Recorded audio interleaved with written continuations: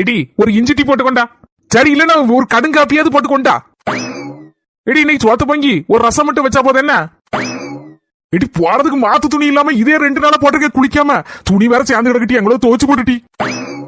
அதுக்கப்புறம் நம்ம ரூம் எல்லாம் குப்பையும் கூடமா கிடக்கு. கொஞ்சம் தூத்து எடுத்து வாரி கொஞ்சம் மாப்பு எடுத்து தொடட்டி. என்னனே உன் பொண்டாட்டி காது கேட்காதா? யார் சொன்னா? இவ்வளவு நேரம் மண்டையை உடைச்சு காட்டு கத்திட்டு இருக்க. என்னன்னு கூட கேட்காம அவ்வளவுல திரும்பி உட்கார்ந்துட்டு இருக்க. அட நீ வேறம்மா, லேசா ஒரு சின்ன குண்டுசி விழுந்தாலே அவளுக்கு குண்டு விழுந்த மாதிரி சவுண்ட் கேட்கும். இப்ப பாரு நான் மெதுவா பேசுறேன். தங்கச்சி என் பொண்டாட்டிக்கு அடுத்த மாசம் பிறந்த நாள் வருதுல்ல, அதுக்கு ஒரு நெக்லஸ் வாங்கி போட்டலாம்னு நினைச்சிட்டு இருக்கேன். அதுக்கப்புறம் ஒரு 5000 ரூபாய்க்கு பட்டு எடுத்து கையில கொடுத்துடணும்.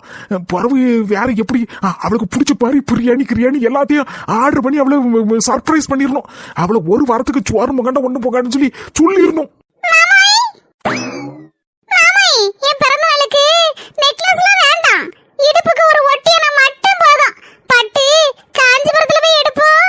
அதுக்கப்புறம் பிரியாணி சொன்னீங்கல்ல, அது நல்ல நல்லெண்ணெயில செய்த நாட்டுக்கோழி பிரியாணியா இருக்கட்டும். அதுதான் எனக்கு பிடிக்கும். அதுக்கப்புறம் ஒரு வாரம் இல்ல, ஒரு மாசம் எனக்கு ரெஸ்ட் வேணும். சரிதானே மாமாய்? அம்முக்கு டும்முக்கு அம்மாள் டும்மாள்.